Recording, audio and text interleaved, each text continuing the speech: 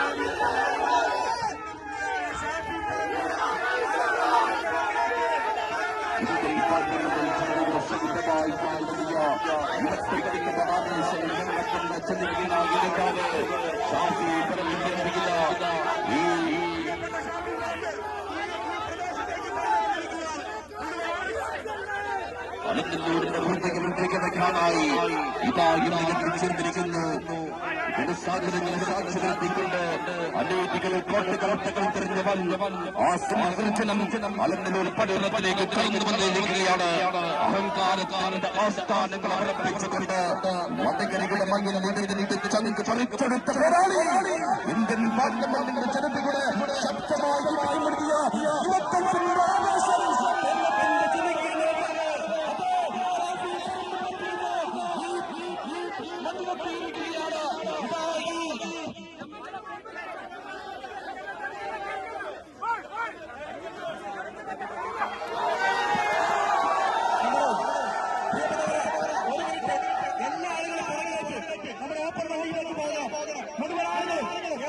ഷാഫി പറമ്പിൽ അതിനുവേണ്ടിയുള്ള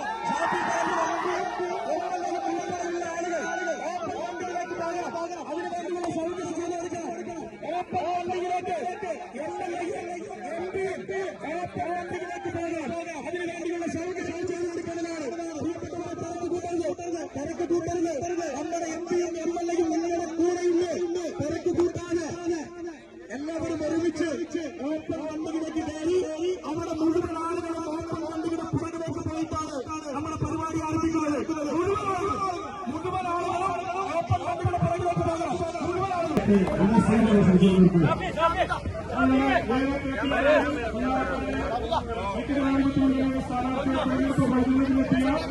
പ്രിയപ്പെട്ട കേരളത്തിലെ KPCC വൈസ് പ്രസിഡന്റ്, കേരളത്തിലെ പൊളിറ്റിക്കൽ കൗൺസിലർ ഷാഫി ക്ഷണിക്കുന്നു.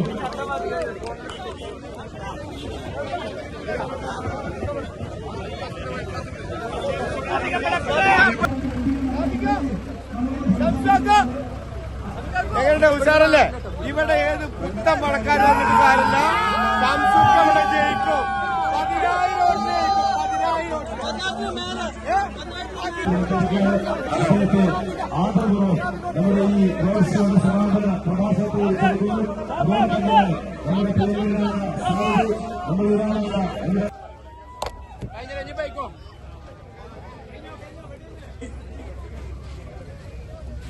CCN മണ്ണാർക്കാട്. മണ്ണാർക്കാട്ടെ മത്സരം MP-യുടെ ഭൂരിപക്ഷവുമായാണെന്ന് ഷാഫി പറമ്പിൽ MP. അലനല്ലൂരിലെ റോഡ് ഷോയ്ക്ക് എത്തിയപ്പോൾ മാധ്യമങ്ങളോട് സംസാരിക്കുകയായിരുന്നു അദ്ദേഹം. വെറുമൊരു MLA ആയി ഷംസുദ്ദീൻ ഇരിക്കില്ലെന്നും ഷാഫി പറഞ്ഞു.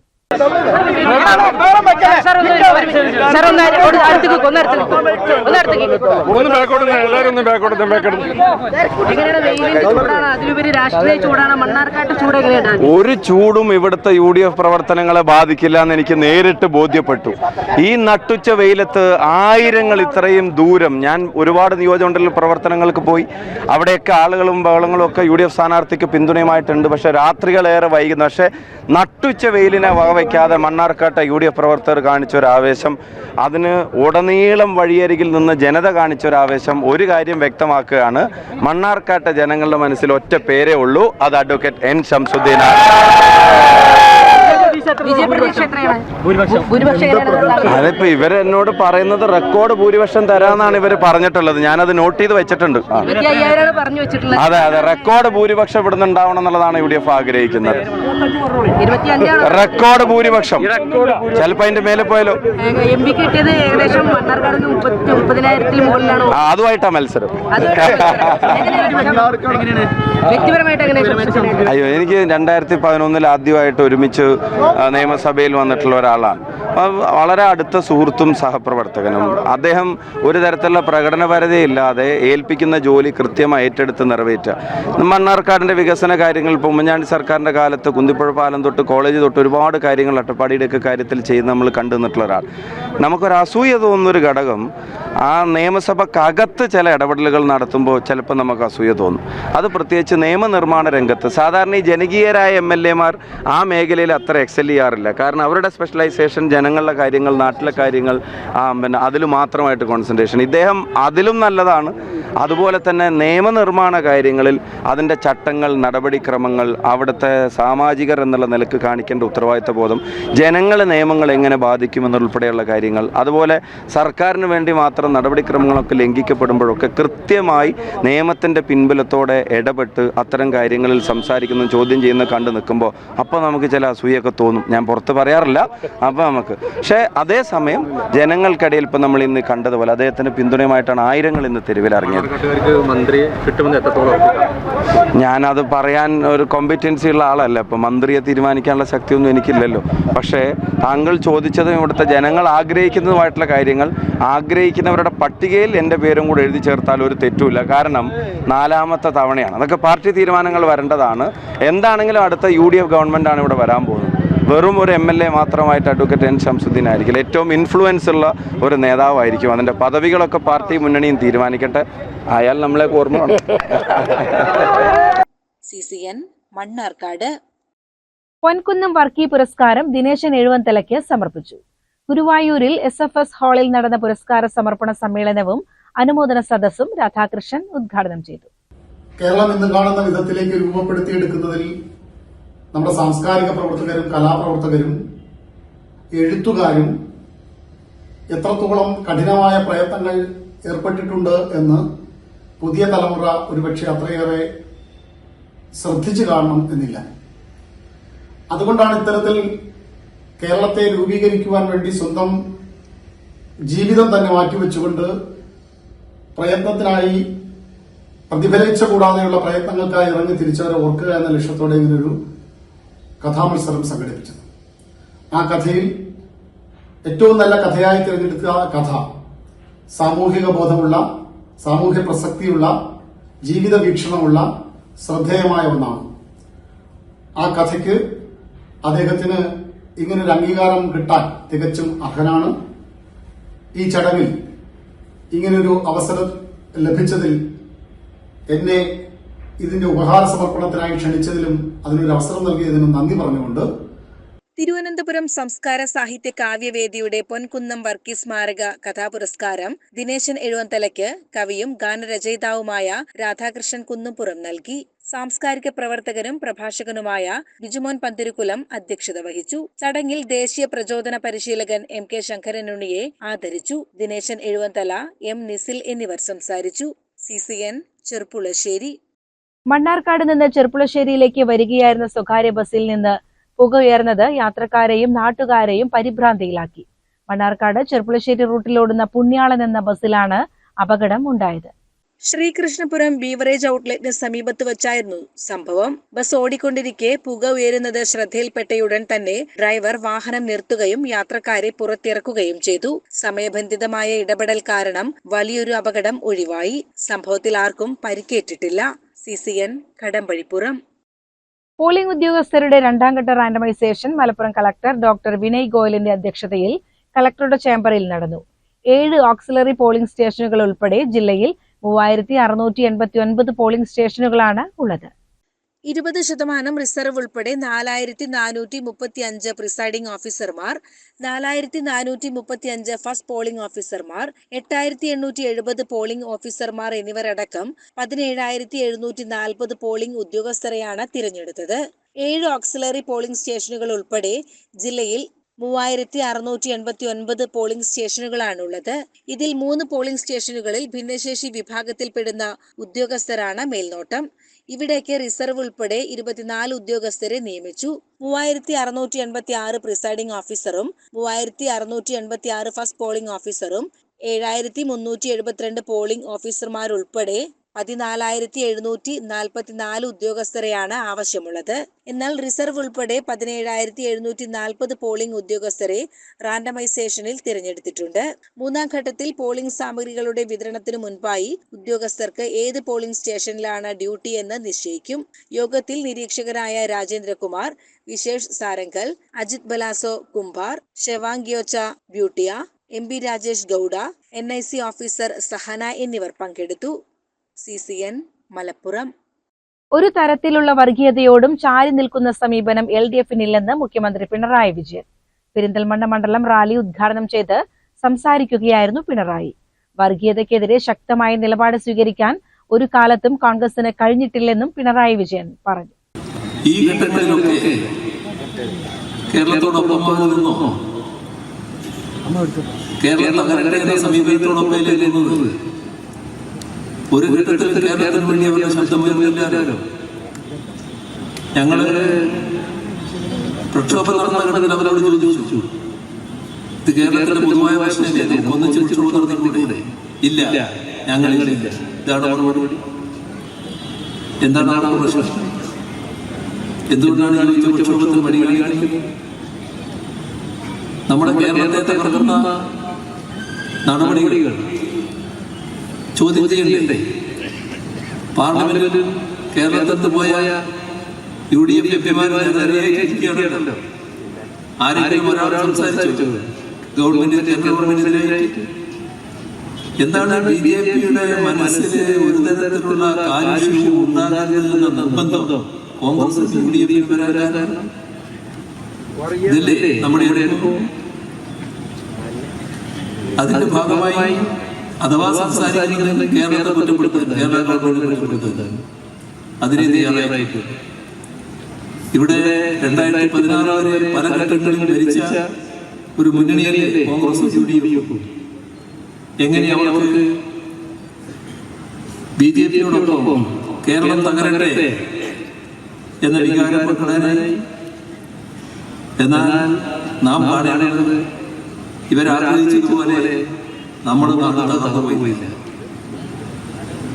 നമ്മുടെ അതിജീവനം ലോകവും രാജ്യവും അത്ഭുതാന്തരങ്ങളിലൂടെയാണ് നമ്മൾ കണ്ടത്. നമുക്കതിൽ ആശ്ചര്യമില്ല. കാരണം നാടിന്റെ ഒരുമയും ജനങ്ങളുടെ ഐക്യവും അതാണ് ഇത്ര കരുത്തായ അതിജീവനത്തിലേക്ക് എത്തിച്ചത്. സമീപകാലത്ത് പശുവിന്റെ പേരിൽ സംഘപരിവാറുകാർ ആളെ കൊന്നപ്പോൾ കോൺഗ്രസ് B ടീമായി. EMS-ഉം AKG-യും മത്സരിച്ചപ്പോൾ ജനസംഘവുമായി സഖ്യമുണ്ടാക്കിയ പാരമ്പര്യമാണ് കോൺഗ്രസിന്റേത്. കോൺഗ്രസിന് വലിയ ശക്തിയുണ്ടായിരുന്ന കാലത്തായിരുന്നു ഈ നീക്കങ്ങളെല്ലാം. കുപ്രസിദ്ധമായ കോലീബി സഖ്യം വടകരയിലും ബേപ്പൂരിലും കണ്ടതാണ്. 2016-ൽ നേമത്ത് കോൺഗ്രസിന്റെ കുറെ വോട്ട് BJP-ക്ക് പോയി. തൊട്ടടുത്ത മണ്ഡലത്തിൽ കോൺഗ്രസ് സ്ഥാനാർത്ഥി ജയിച്ചു. BJP അക്കൗണ്ട് പൂട്ടിക്കുമെന്ന് 2021-ൽ ഞങ്ങൾ പരസ്യമായി പറഞ്ഞു. അത് പൂട്ടിച്ചു. തൃശൂരിൽ സുരേഷ് ഗോപി ജയിച്ചപ്പോഴും കോൺഗ്രസിന്റെ നല്ലൊരു ഭാഗം വോട്ട് കാണാനില്ല, മുഖ്യമന്ത്രി പറഞ്ഞു. നൂറ്റാണ്ടിലെ മഹാഭാരതയും അതിന്റെ തൊട്ടടുത്ത വർഷം അതിരൂക്ഷമായ കാലവർഷത്തിൽ ഒരു ശ്വാസം കഴിക്കാൻ കഴിയുന്നതിന് മുൻപ് കോവിഡ് മഹാമാരി, ഇതിനെല്ലാം മുമ്പ് ഓക്കിയും നിപ്പയും എന്തല്ല ഒരു നാടുകാരോ പ്രളയം മഹാപ്രളയം നാടിനെ തകർത്തില്ലേ? നമുക്ക് സഹായം നൽകാൻ കേന്ദ്ര ഗവൺമെന്റ് മുഖം ധരിച്ചിരുന്നല്ലോ, സഹായിക്കാൻ തയ്യാറായിട്ടല്ലോ. ഇവിടെ കേരളത്തെ നെഞ്ചേറ്റ ചില രാജ്യങ്ങൾ ലോകത്ത്, ആ രാജ്യങ്ങൾ നമ്മുടെ നിസ്സഹായാവസ്ഥ കണ്ട് ഈ രാജ്യം തകർന്നു പോകുമെന്ന് കണക്കാക്കി, നമ്മുടെ നാട് തകർന്നു പോകുമെന്ന് കണക്കാക്കി ഇന്ത്യ ഗവൺമെന്റ് അറിയിച്ചു. ഞങ്ങള് കേരളത്തെ സഹായിക്കാൻ തയ്യാറാണ്, ഞങ്ങൾ സ്വീകരിക്കില്ല ഇന്ത്യ ഗവൺമെന്റ് മറുപടി. മണ്ഡലം സ്ഥാനാർത്ഥി VP മുഹമ്മദ് ഹനീഫയെ കൂടാതെ മണ്ഡലത്തെ ഇടതുമുന്നണി നേതാക്കളും റാലിയിൽ പങ്കെടുത്തു. CCN പെരിന്തൽമണ്ണ. പ്രധാന വാർത്തകൾ ഒരിക്കൽ കൂടി. ഒരു തരത്തിലുള്ള വർഗീയതയോടും ചാരി നിൽക്കുന്ന സമീപനം LDF-നില്ലെന്ന് മുഖ്യമന്ത്രി പിണറായി വിജയൻ. പെരിന്തൽമണ്ണ മണ്ഡലം റാലി ഉദ്ഘാടനം ചെയ്ത് സംസാരിക്കുകയായിരുന്നു പിണറായി.